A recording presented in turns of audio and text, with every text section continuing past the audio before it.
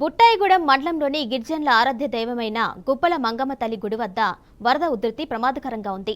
వర్షాలు ఇంకా పడుతూనే ఉన్న దృష్ట్యా ప్రస్తుతానికి ఎవరూ గుడికి వచ్చే సాహసం చేయొద్దు అని అధికారులు చెబుతున్నారు.